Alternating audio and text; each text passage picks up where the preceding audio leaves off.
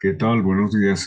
Esta es la clase correspondiente al día 25 de agosto del año 2022. En pantalla ustedes ven lo pertinente a las obligaciones especiales que debe cumplir el empleador con los trabajadores. Ya se había dicho algo en la última clase. Voy a referirme entonces a la parte que usted ve con rojo, que es fundamental, es una obligación especial por parte del empleado frente a los trabajadores.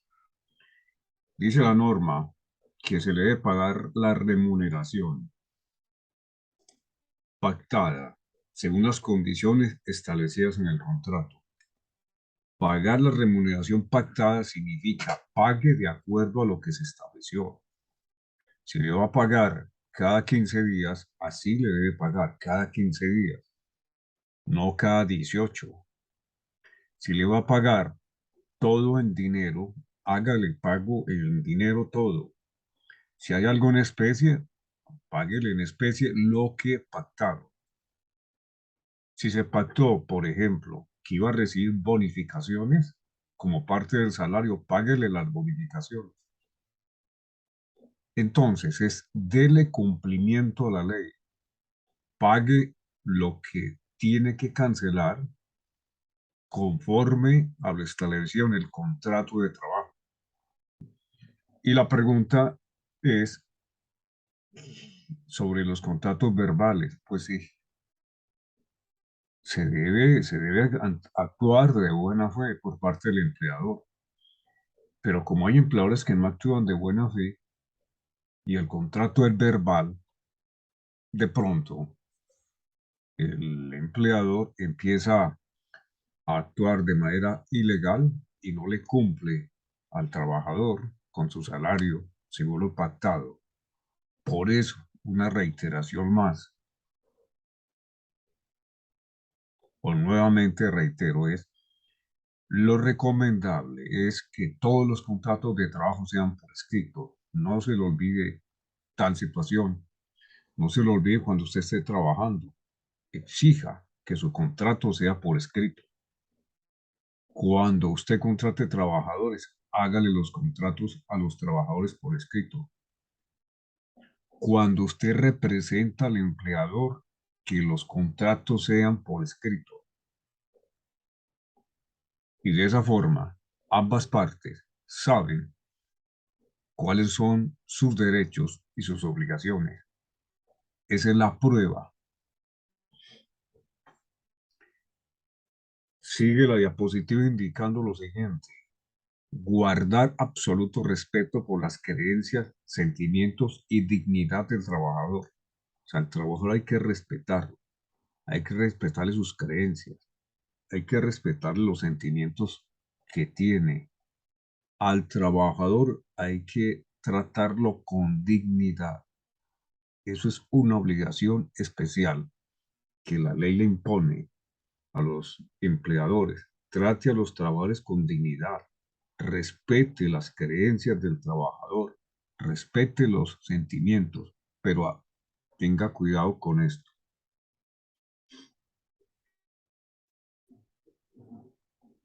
Una persona muy religiosa, católica, lleva imágenes de un santo, de la Virgen, al sitio de trabajo y le prende una veladora.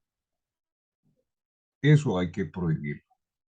Eso no tiene nada que ver con una creencia. Ahí lo que va es a generar de pronto un accidente, un incendio. Entonces, si el empleador le dice, no, una cosa es que usted tenga su creencia y otra cosa es que venga y prenda una veladora acá, es muy diferente. Entonces, siempre hay que actuar de forma razonable.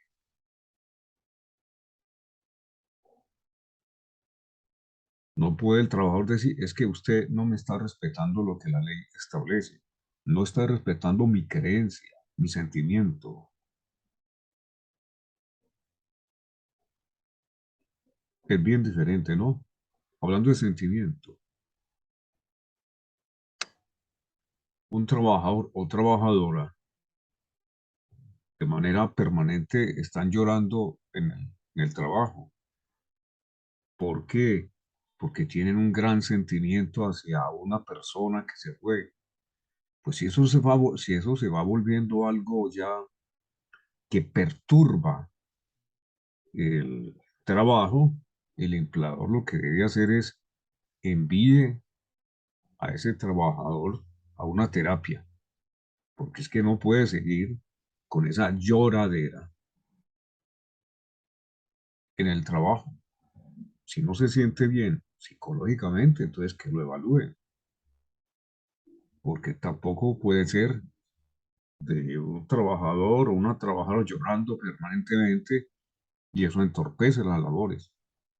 Siempre hay que actuar con coherencia, con coherencia. Siempre hay que actuar con sentido común, nada de situaciones desproporcionadas. No puede decir el trabajador, es que me despidieron porque era muy sentimental. ¿Cuál sentimental?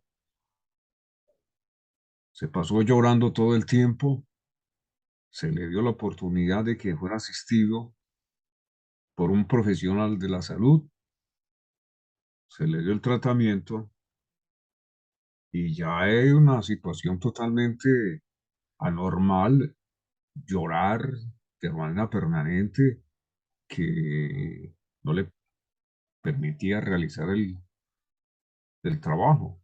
Eso es muy diferente. Bien. Más abajo se dice que se le debe conceder al trabajo las licencias reconocidas por la ley. Después veremos cuáles son esas licencias reconocidas por la ley. El punto es, si la ley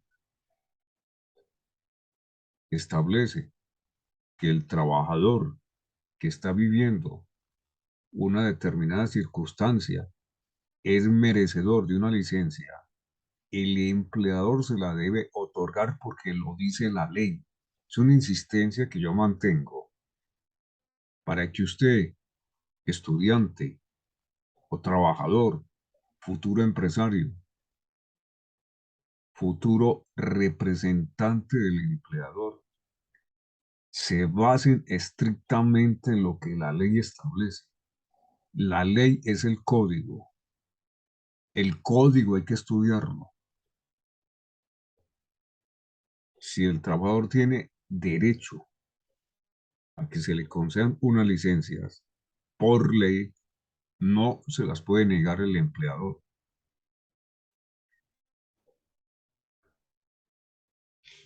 Luego se dice, al terminar la relación laboral, debe el empleador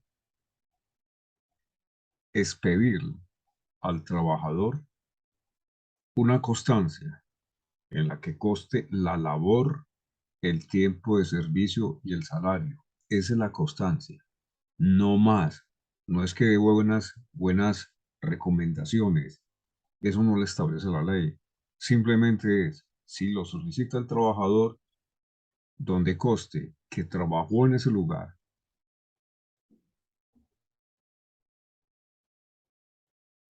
cuánto tiempo trabajó y cuál era el salario que tenía. Una vez se ha terminado el contrato de trabajo. Eso se pide a través de justamente un derecho de petición. El derecho de petición está contemplado en el artículo 23 de la Constitución Nacional. Es un derecho fundamental. Significa que si el empleador echa la petición que no tiene que ser por escrito, no cumple, el trabajador perfectamente le puede presentar una acción de tutela por violentarle el artículo 23 de la Constitución, que es el derecho de petición. ¿Por qué cabe el derecho de petición frente a un trabajador, de un trabajador frente a un empleador? Porque la Corte Constitucional ha indicado que los trabajadores se encuentran en una situación de subordinación y de desigualdad frente al antiguo empleador. El antiguo empleador tiene una posición dominante y ha establecido la Corte Constitucional que es viable el derecho de petición. Si no se cumple, viene la acción de tutela que está consagrada en el artículo 86 de la Constitución Nacional.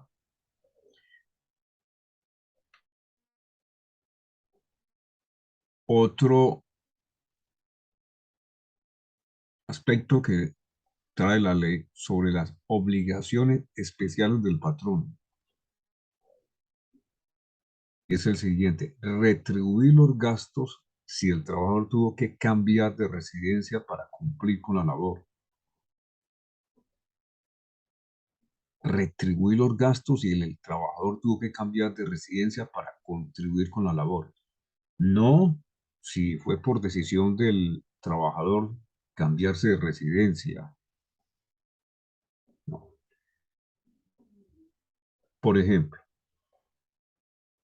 contratan a un mayordomo que vivía en el municipio X para que preste sus servicios en una finca que está en el municipio Y. El mayordomo llega allá a la finca, pero le costó un dinero trasladarse de donde vivía. Ese dinero debe ser devuelto al trabajador, porque así lo manda la norma. Retribuir los gastos si el trabajador tuvo que cambiar de residencia para cumplir con la labor. Esas son una de las tantas obligaciones especiales del patrono. El nombre de especiales tiene un gran significado. Es que si el empleador incumple estas obligaciones y le genera grave perjuicio al trabajador, el trabajador puede dar por terminado el contrato de trabajo y hacer uso de la norma que establece que lo realmente ocurrido fue un despido indirecto y por consiguiente lo debe indemnizar. Siempre que exista un despido indirecto, debe indemnizar al trabajador. Ahora, como decía en otro momento, le toca al empleado, al trabajador, probar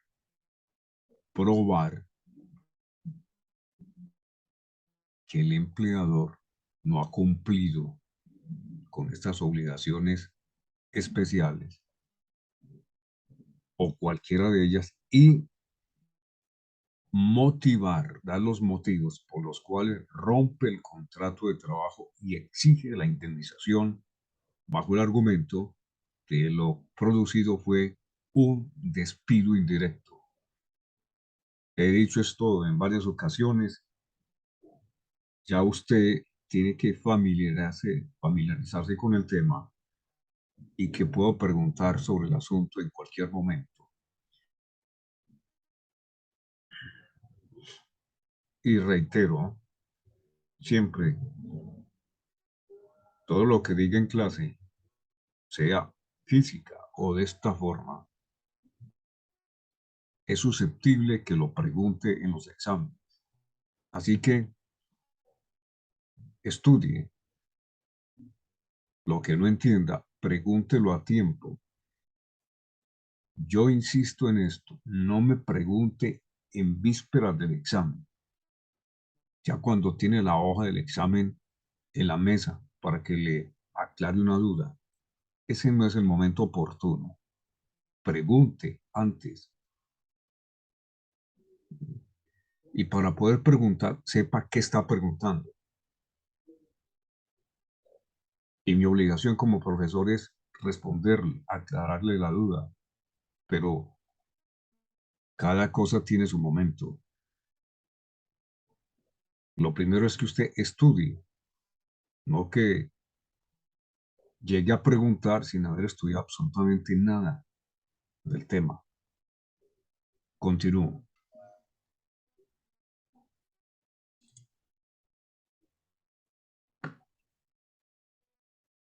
Dentro de este tema de las obligaciones especiales que debe cumplir el empleador, el artículo 57 del Código, numeral sexto, dice que al trabajador hay que concederle una serie de licencias. ¿Para qué efectos? La licencia para sufragar, para votar, licencia para desempeñar cargos oficiales transitorios de forzosa aceptación, por ejemplo, cuando lo nombran jurado de votación, cargos oficiales transitorios de forzosa aceptación, licencia cuando hay una grave calamidad doméstica debidamente comprobada. Y paro en este punto. La ley no clarifica qué es una calamidad doméstica, pero ocurre que la Corte Suprema de Justicia y la Corte Constitucional han dado luces sobre qué es una calamidad doméstica grave. Es todo aquel hecho que afecta al trabajador por sucesos ocurridos en su casa, en su familia, que impiden que el trabajador pueda desarrollar su trabajo. Y la situación debe ser grave, pero no hay una norma que la califique como tal. Esto implica, atención, implica que entre empleador y trabajador se habrán de poner de acuerdo sobre el asunto, pero sí trae la norma que debe ser comprobada. Por ejemplo, un trabajador tiene un familiar cercano enfermo, debe visitarlo en el hospital o debe acompañarlo o está enfermo en la casa y debe brindarle una compañía. Pues debe tener una prueba, digamos que sea el- la evaluación que le hizo el médico, el ingreso al hospital. Bueno, o también, como decía en otro momento, pues las pruebas pueden ser testimoniales, un testigo que realmente sabe de lo que está ocurriendo. Finalmente, no pierda de vista que eso debe ser comprobado. ¿Cuál es el tiempo para eh, darle esa licencia al trabajador? No dice la norma nada al respecto y ahí hay que ponerse de acuerdo empleador y trabajador. Repito, la norma no dice nada sobre cuánto debe durar la licencia por calamidad doméstica.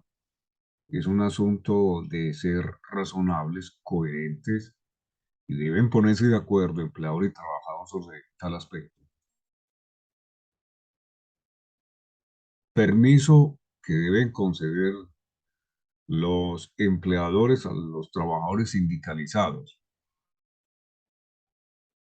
Los trabajadores sindicalizados que van a participar de una comisión puede ser una comisión de reclamos, se nombra un grupo de trabajadores del sindicato que le van a hacer unos reclamos al empleador.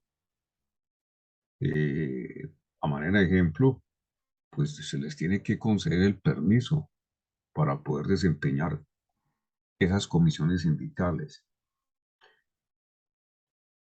Porque si eso no se hace, si no se le otorga el permiso, se está violentando un derecho fundamental, que es el derecho de asociación sindical, que está consagrado en el artículo 39 de la Constitución Nacional. Artículo 39 de la Constitución Nacional, el derecho de asociación sindical. Y relacionado con este derecho que está en la Constitución está el derecho que la ley, que el código le da a los trabajadores para desempeñarse en las comisiones sindicales. y es una obligación del empleador conceder esa licencia, una obligación especial. Igualmente, es una obligación especial darle a los trabajadores que puedan asistir al entierro de un compañero, pero deben avisarle al empleador oportunamente que van a asistir a el entierro de un compañero.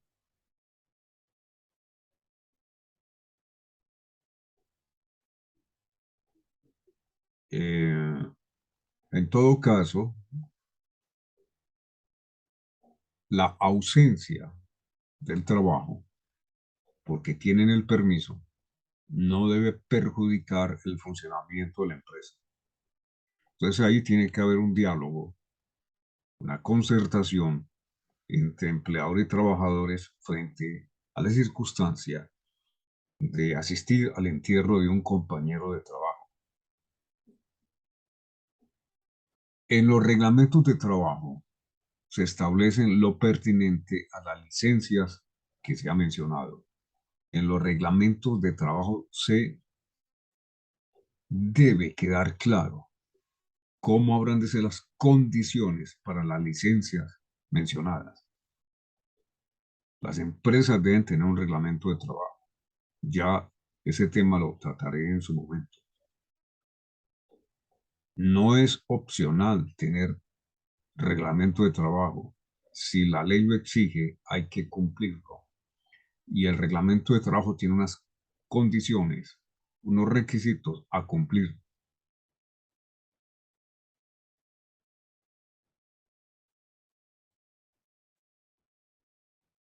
Luego, pues menciona algo que ya se había dicho, termina el contrato de la certificación en el que consta el tiempo de servicio, la índole del labor, qué fue lo que hizo, el salario.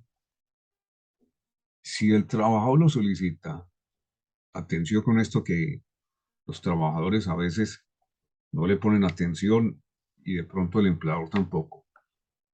Si el trabajador lo solicita,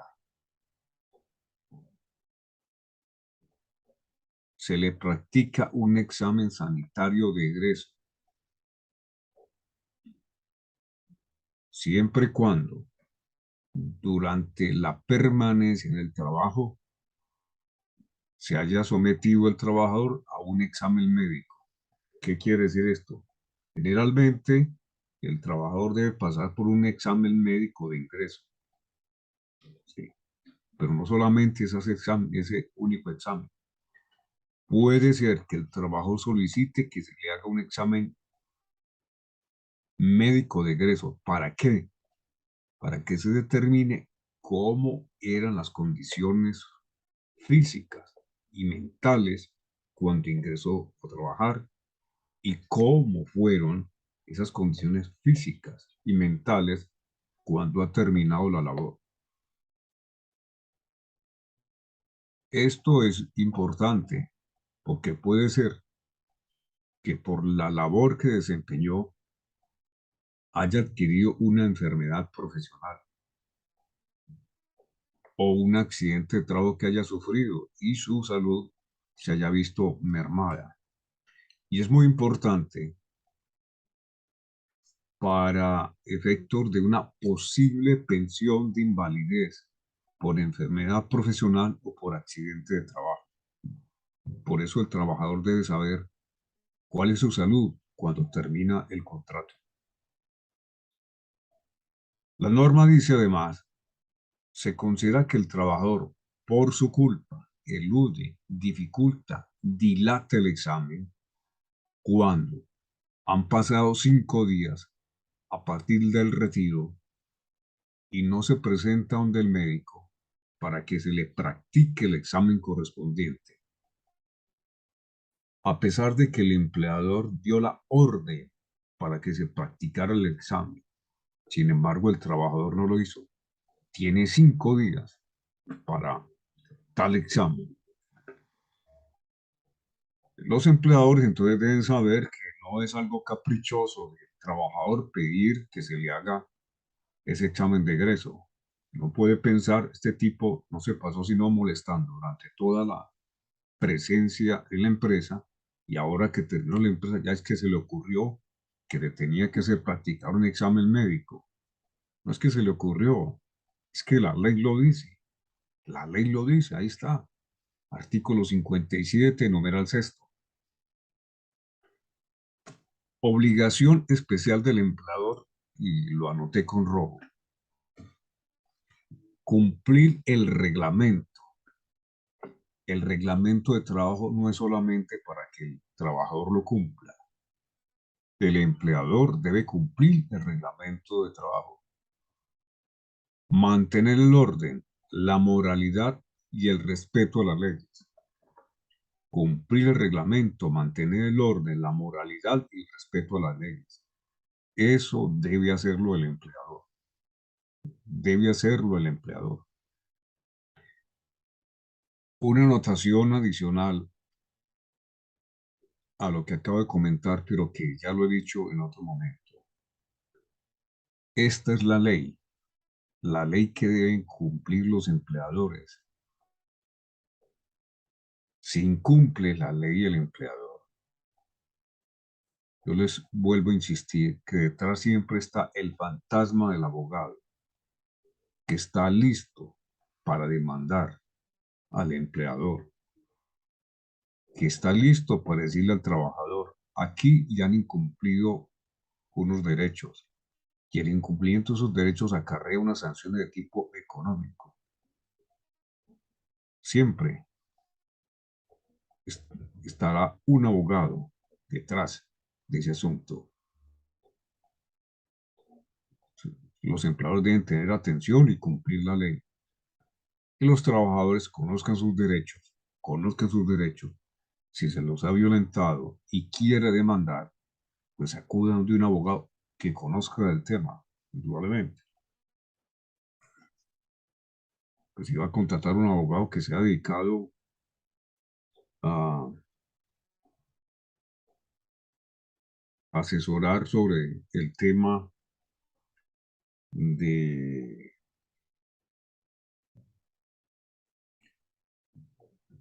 importaciones y exportaciones de mercancías.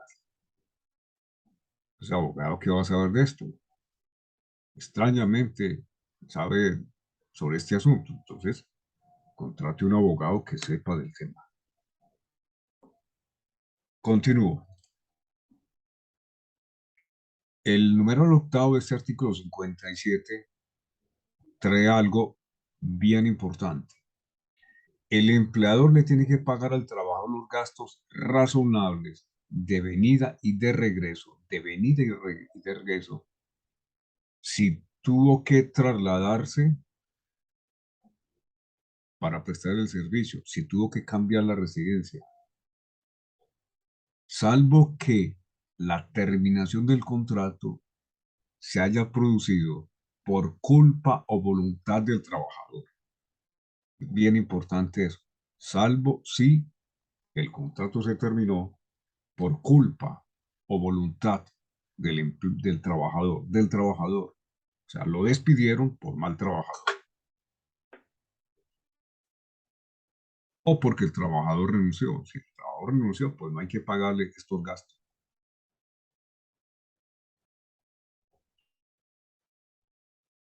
Si el trabajador prefiere radicarse en otro lugar, el empleador le debe costear su traslado hasta la concurrencia de los gastos que demandaría su regreso al lugar donde residía anteriormente. Por ejemplo, se traslada de Medellín a Marinilla inicialmente, pero de forma final no regresa a Medellín cuando el contrato se terminó, sino que le dice al empleador, yo quiero irme, o yo me voy a ir es para Barranquilla, que allá tengo trabajo. Pues no le va a pagar el viaje a Barranquilla, de Marinilla a Barranquilla. Le va a pagar lo que le costó trasladarse de Medellín a Marinilla. Y dentro de los gastos de traslado, Esto comprende el de los familiares. Claro, trabajador con familia, tiene 3 hijos, no es solamente pagarle el gasto de traslado al trabajador, le tiene que pagar a los hijos y a la esposa, a la compañera, debe pagarlo. Eso lo trae la ley, no es un capricho del trabajador. Eso en cuanto al numeral octavo del artículo 57 del Código Sustantivo del Trabajo. En este aspecto de permisos o licencias a los trabajadores, hay una ley que es la 1280 de 2009, artículo primero. Ley 1280 de 2009, artículo primero. Al trabajador se le concede, en caso de fallecimiento de su cónyuge, compañero o compañera permanente o de un familiar hasta el cuarto grado de consanguinidad, primero de afinidad y primero civil, una licencia remunerada que se llama licencia por luto de 5 días hábiles, independiente del tipo de contrato, independiente de la vinculación laboral. Ahora, la gravedad, la grave calamidad doméstica no incluye la licencia por luto que trata este numeral. Entonces hay que distinguir cuando hay una grave calamidad doméstica frente a la licencia por luto. Entonces, licencia por luto debe tener el trabajador el derecho a 5 días hábiles de licencia cuando se han producido las situaciones que le acabo de mencionar en esta norma. Es la ley 1280 del 2009, artículo 1. Y que es una licencia remunerada. No es que si yo le doy el permiso, quédese ahí 2, 3 días, no, no le descuente el salario. El contrato no se ha suspendido para descontarle el salario. Se la debe pagar, lo establece la ley. Ahora, también dice la ley que este hecho debe demostrarse mediante documento expedido por autoridad competente dentro de los 30 días siguientes a su ocurrencia. ¿Cuál es el documento? Aportar el certificado de defunción. Ese es el que debe aportar, no la partida eclesiástica. El certificado de defunción que da la notaría, donde consta que esa persona ha fallecido. Certificado de defunción entregado por la notaría, ese es el documento. Y ahí está el plazo que le acabo de mencionar que establece la ley. Y además esta norma dice que en un parágrafo la EPS tendrá la obligación de prestar la asesoría psicológica a la familia. Eso está incluido dentro de esta ley 1280, parágrafo. La EPS tendrá la obligación de prestar la asesoría psicológica a la familia. Son obligaciones que el empleador tiene frente a los trabajadores. No olvide que ese es el tema que estoy tratando.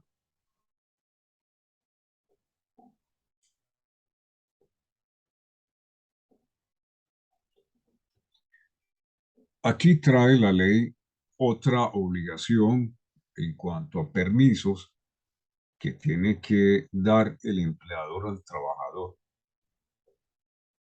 o al trabajador en este caso. Es la ley 1280 del 2009, ley 1280 del 2009.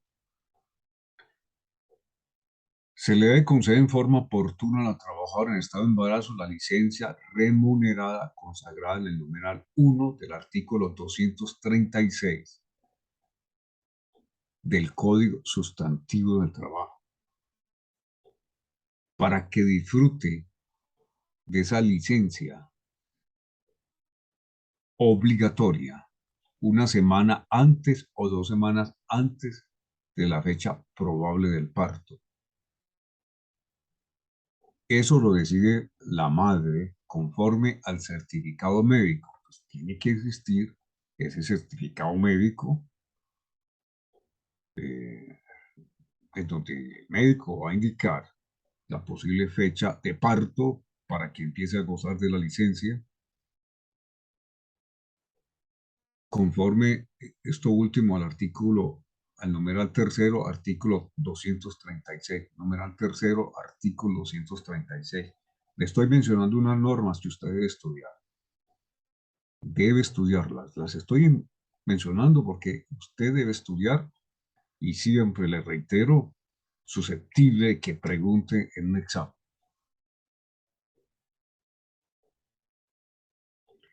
Además, está el artículo cuarto de la ley 2174 del 2001, que dice lo siguiente: se debe conceder la licencia de 10 días hábiles para el cuidado de la niñez al padre o madre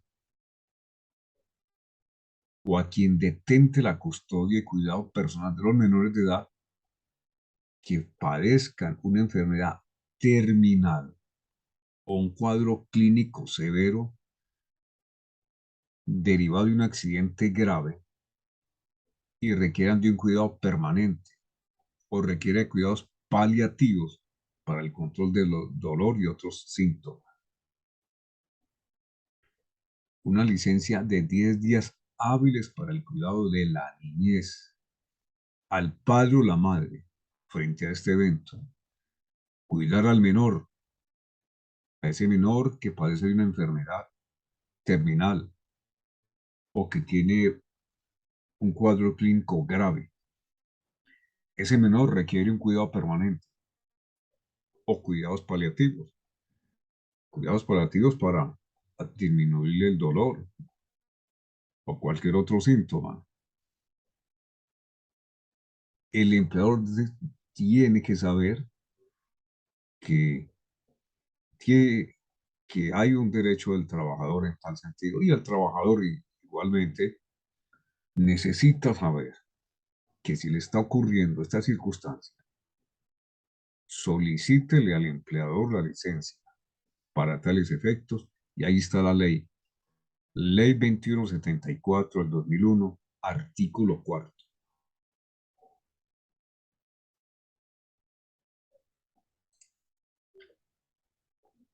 Pero si bien la ley establece unas obligaciones especiales para el empleador, también igualmente el código, el artículo 58, contempla las obligaciones especiales del trabajador y atención a esto. Estas obligaciones son especiales si el trabajador incumple lo que la ley manda y perjudica al empleador, este le puede terminar el contrato de trabajo con justa causa. Si hay una justa causa, no hay lugar a indemnización alguna. Primer punto es, el trabajador debe realizar las labores él directamente, conforme a lo que le ha indicado el empleador. Debe cumplir las normas, el reglamento, cumplir las órdenes que le da el empleador, cumplir las órdenes que le dan aquellos que representan al empleador, según la jerarquía que exista en esa empresa. El trabajador está para obedecer, claro, obedecer órdenes razonables, obedecer órdenes conforme a la ley, ¿sí? Y debe él trabajar directamente, no puede ir a mandar al hermano o al primo. La prestación directa del servicio es un elemento esencial del contrato de trabajo, aplicación del artículo 23 del Código. Lo he dicho varias veces. Artículo 23. y se lo he dicho varias veces, usted lo debe estudiar.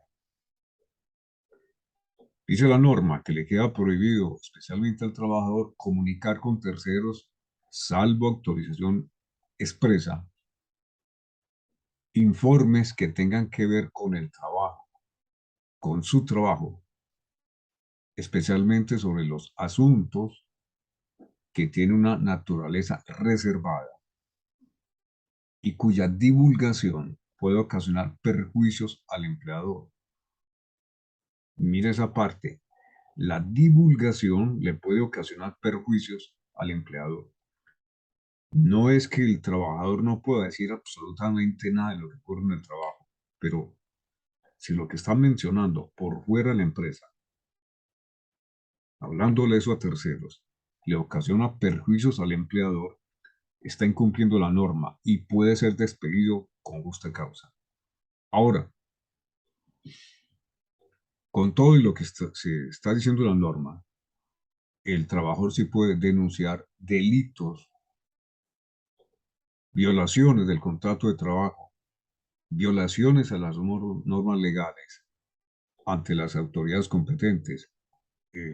Ahí sí no hay provisión alguna.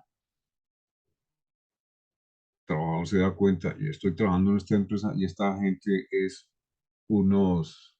esto es una fachada para lavar dinero. Puede denunciar, es que no es que pueda, debe denunciar, así lo establece el Código Penal, debe denunciar ese delito que se está cometiendo. De lo contrario, si sabe que se está cometiendo, no dice nada, es un cómplice del delito. Y si lo que se ocurre es una violación de las normas laborales o violación del contrato, pues presente la denuncia ante el inspector de trabajo competente. Inspector de trabajo competente. Este otro punto bien importante. Conservar, restituir en buen estado, salvo el deterioro natural, los instrumentos y útiles que le han sido entregados para cumplir su labor. Devolver las materias primas sobrantes. Si la materia prima de la empresa, eso no es de que sobró un pedazo de tela, eso no es suyo. Deje eso ahí, no se lo lleve. Que eso le puede ocasionar que le terminen el contrato con justa causa. No le pertenece.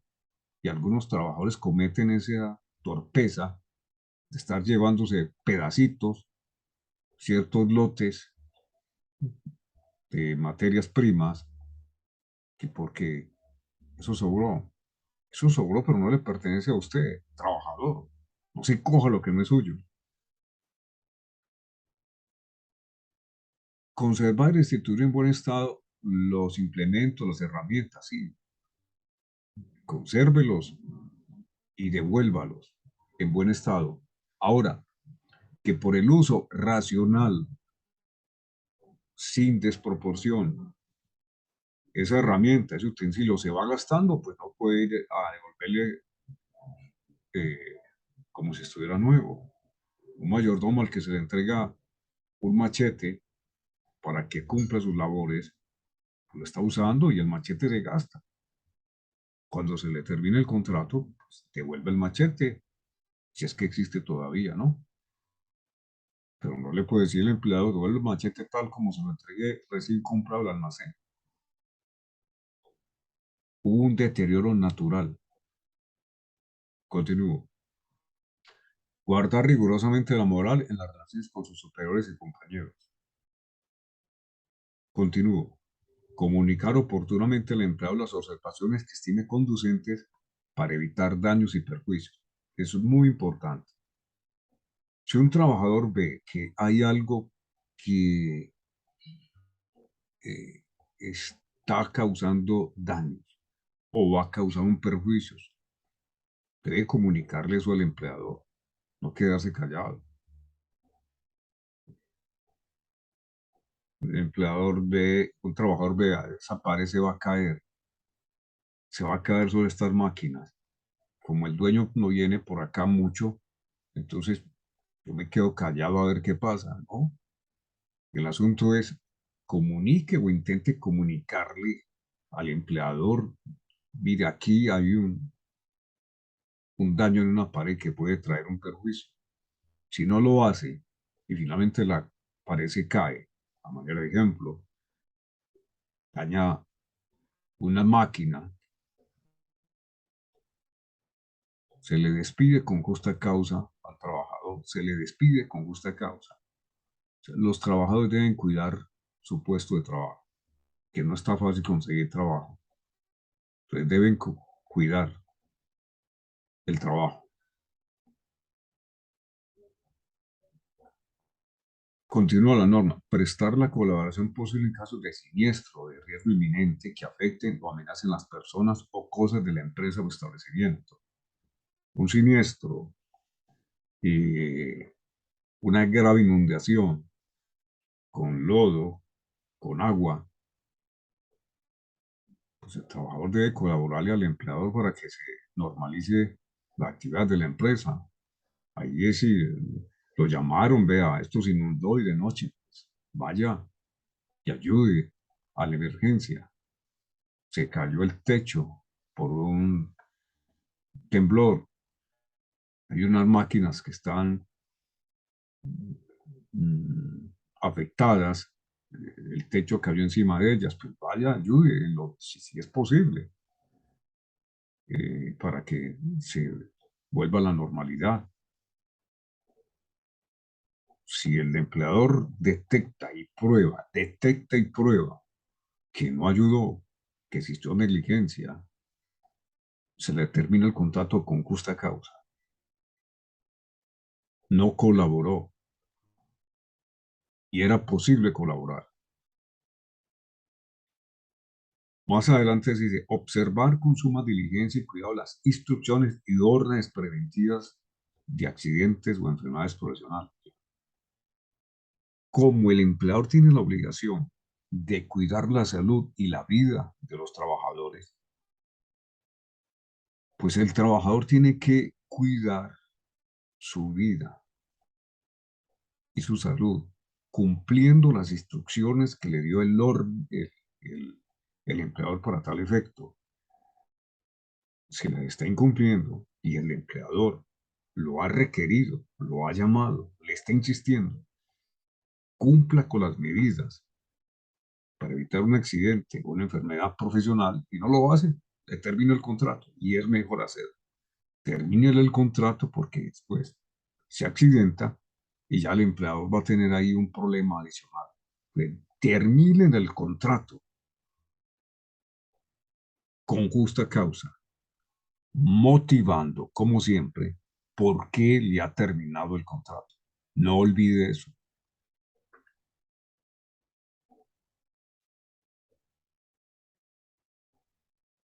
Artículo 59. Prohibiciones a los empleadores. Dice, deducir, retener o compensar suma alguna del monto de los salarios y prestaciones en dinero que le corresponden al trabajador sin autorización de éste para cada caso o sin una orden de un juez con las siguientes excepciones.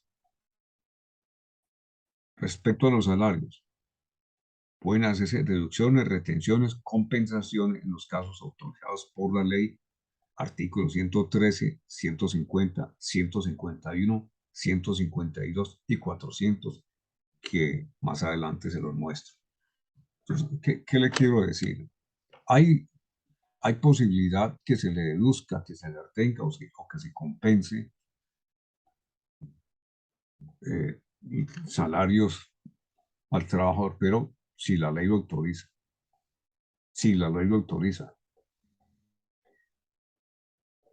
Las cooperativas pueden ordenar retención hasta el 50% de salario y prestaciones para cubrir sus créditos. Si usted le debe plata a una cooperativa y está en mora, la cooperativa puede ordenar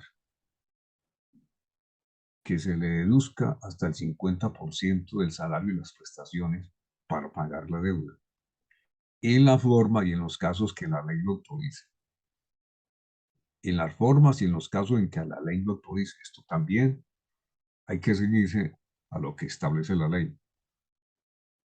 Le queda prohibido a los empleadores obligar a los trabajadores a que le compren mercancía, víveres en sus almacenes o donde establezca el empleador. No, es que el trabajador tiene la libertad de comprar donde quiera. No puede ser posible que el éxito le diga a una empleada, usted nos tiene que comprar a nosotros el mercado, usted nos tiene que comprar la leche, la que vendemos es la que usted tiene que comprar. Imposible. El trabajador decide a quién le compra. Le queda prohibido al empleador exigir o aceptar dinero del trabajador como gratificación para que lo admita en el trabajo. ¿Sí? Yo le doy trabajo, pero me tiene que dar una plata. O por otro motivo cualquiera que se refiera a las condiciones del trabajo. O sea, el trabajador, el empleador no le puede pedir plata al trabajador para vincularlo o para subirle de cargo o para mejorarle, por ejemplo, la jornada de trabajo y pueda irse más temprano. Pues no le puede pedir ni un peso al empleador y no solamente él, quienes representan al empleador igualmente. No pueden estar pidiéndole dinero a los trabajadores para lograr beneficios.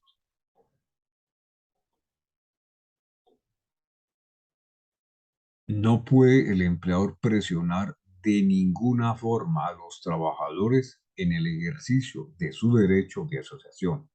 Los trabajadores tienen el derecho de formar sindicatos. El empleador no puede presionar de ninguna forma para que los trabajadores se retiren del sindicato o no pertenezcan al sindicato. Le queda absolutamente prohibido. Eso es una decisión de cada trabajador si ingresa al sindicato. No le puede imponer al trabajador obligaciones de carácter religioso o político o impedir el derecho a votar. Le queda prohibido. Le queda prohibido al empleador autorizar o tolerar propaganda política en los sitios de trabajo. Hacer o autorizar o tolerar propaganda política en los sitios de trabajo. Entonces en esto ve uno lo siguiente, están en campaña política y el empleador dueño de un bus, de un taxi, tiene interés en un determinado político, ¿sí? Y él no conduce el vehículo, pero le obliga al empleador, conductor, lleve usted este afiche de determinado político, y eso se ve, eso está prohibido. O en la empresa, llamar a los trabajadores para que escuchen un discurso de un determinado político. Bueno, este otro muy común, que no puede hacerse. Hacer o permitir todo género de rifas, colectas o suscripciones en el mismo sitio de trabajo. O sea, el lugar de trabajo es para trabajar. El lugar de trabajo no es para hacer rifas, para hacer colecta. Y este montón de bobadas las hacen los trabajadores en compañía de aquel empleador ignorante de la norma. Vamos a hacer una rifita, vamos a hacer es que la apoya y el empleador está participando de la misma. Es el primero que apunta y da el billete. ¿Con qué idea? No, es que quiero siempre ser muy solidario con los trabajadores, quiero que los trabajadores me sientan como uno más, soy un amigo más.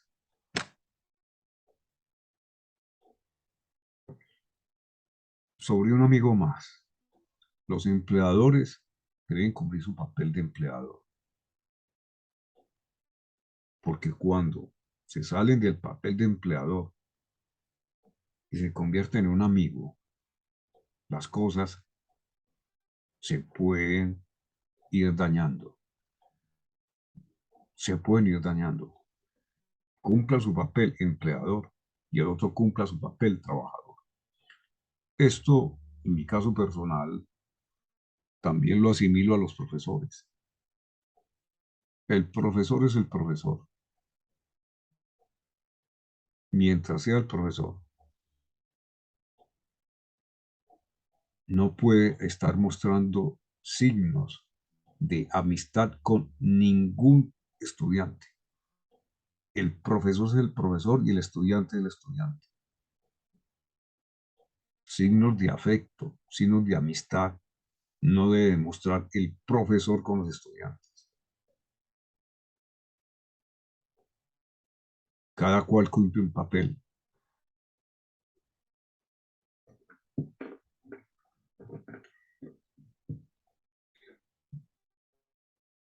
Sigo diciendo, emplear en la certificación que trata el artículo séptimo perdón, el ordinal séptimo, el artículo 57, signos convencionales que apunten, que tiendan a perjudicar a los intereses del trabajador o adoptar el sistema de lista negra, cualquiera sea la modalidad que utilice, para que no se ocupe a ese trabajador en otras empresas,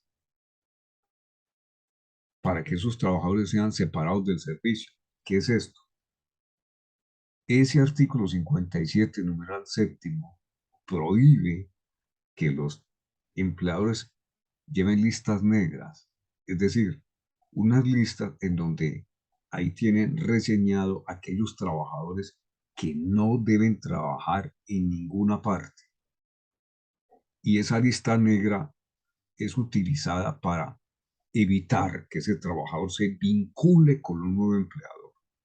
Eso queda totalmente prohibido. Queda totalmente prohibido aquellas expresiones de algunos que dicen en un determinado pueblo: yo me voy a encargar de que no le vuelvan a dar trabajo nadie en este pueblo. Eso está prohibido. Conformar listas negras para evitar que alguien le dé trabajo a aquel que fue su trabajador. Pero ocurre, lo que pasa es que la lista negra no la publica. Es algo que se maneja de forma clandestina, pero eso sigue ocurriendo. Más adelante se dice: ejecutar o autorizar cualquier acto que vulnere o restrinja los derechos de los trabajadores o que ofenda su dignidad.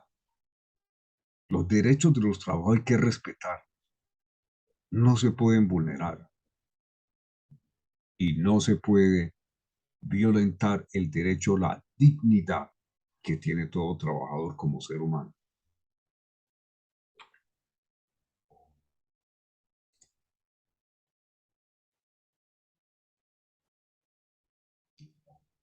Continúo. Sobre multas,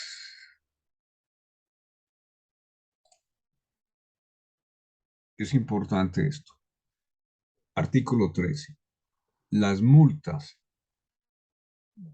que trae la norma solamente se pueden causar por retrasos, por faltas al trabajo sin excusa suficiente. Esa multa no puede exceder de la quinta parte del salario de un día. No puede exceder de la quinta parte del salario de un día. Y el valor de la multa no es para el empleador. El valor de esa multa va a una cuenta especial dedicada a premios o regalos para los trabajadores de la empresa. El empleador puede descontar las multas del valor de los salarios. La imposición de la multa no impide que el empleador prescinda del pago del salario correspondiente al tiempo que dejó de trabajar. Es decir, lo va a multar porque no llegó a trabajar, porque se demoró, pero además no le paga el tiempo que no trabajó.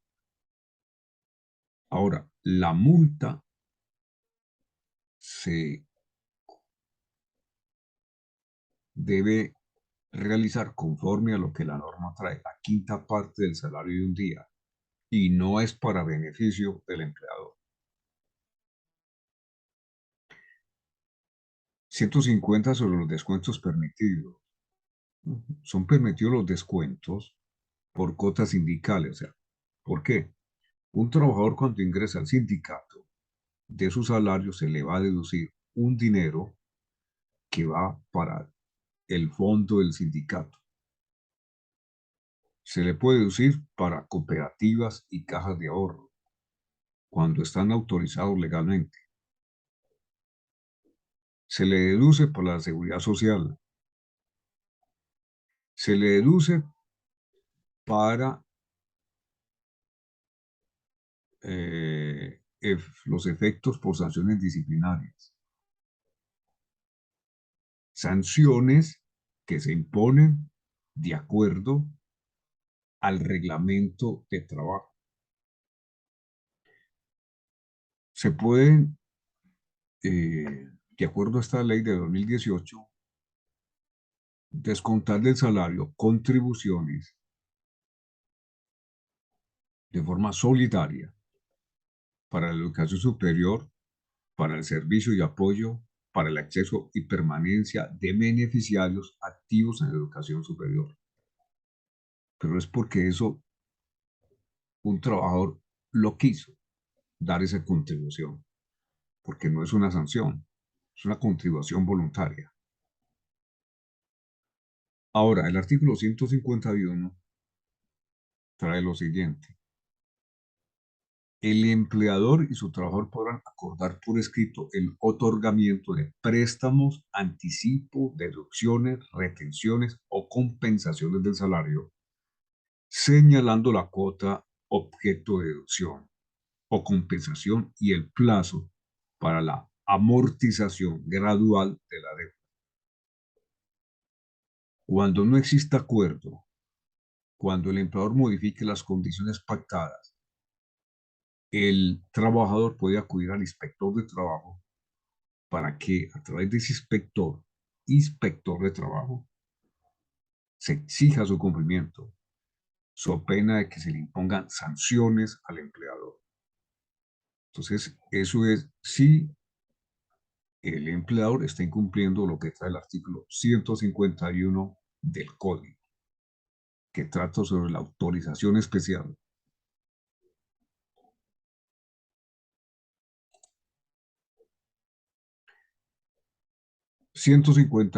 Préstamos para vivienda. Entre empleadores y trabajadores se pueden hacer unos convenios para financiar viviendas para el trabajador. El empleador, que es el prestamista, queda autorizado para retener del salario las cuotas que adeuda el trabajador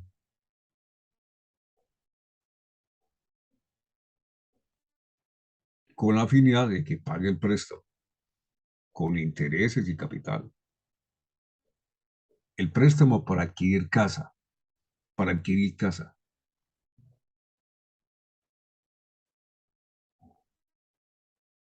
Fuera de, dice el 153, interés de los préstamos.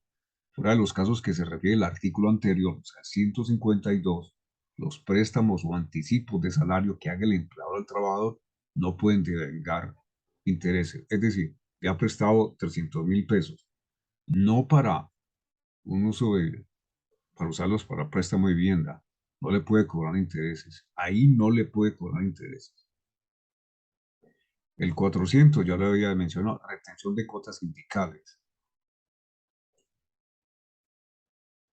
En rojo está la retención de las cuotas extraordinarias requiere copia autenticada del acta de la asamblea sindical en que fueron aprobados. Cuotas extraordinarias, o sea, el sindicato acuerda una cuota extraordinaria, pero esa cuota extraordinaria debe ser, debe enviársele copia al empleador autenticada donde se aprobó la cuota extraordinaria. Si se trata de una cuota ordinaria, simplemente se requiere que el empleador tenga por parte del secretario y el fiscal del sindicato la comunicación el valor de la cuota y la nómina de los afiliados.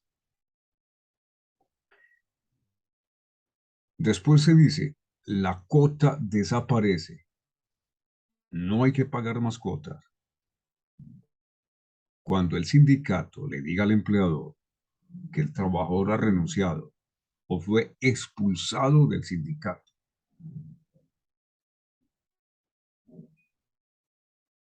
renunció o fue expulsado del sindicato y el empleador ya fue notificado.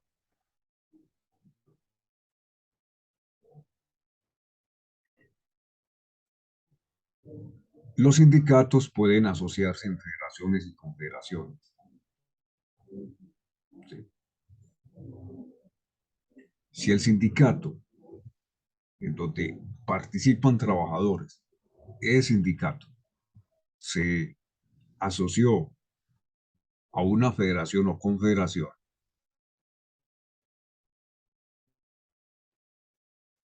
el empleador tiene la obligación de depositar a favor de la federación o la confederación las cuotas correspondientes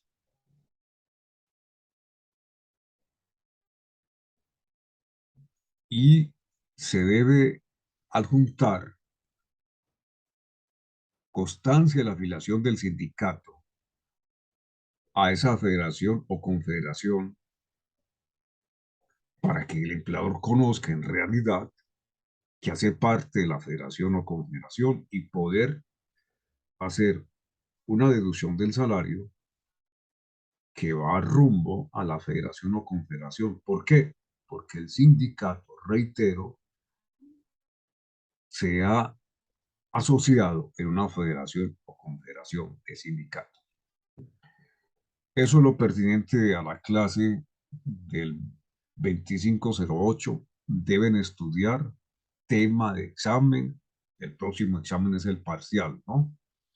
Para el parcial yo les reitero que, y se incluye todo lo visto en clase hasta el momento, aquellos estudiantes que me den una evaluación, próxima clase, lunes, deben presentarla. Si tienen dudas, me las comunican. Oportunamente les reitero.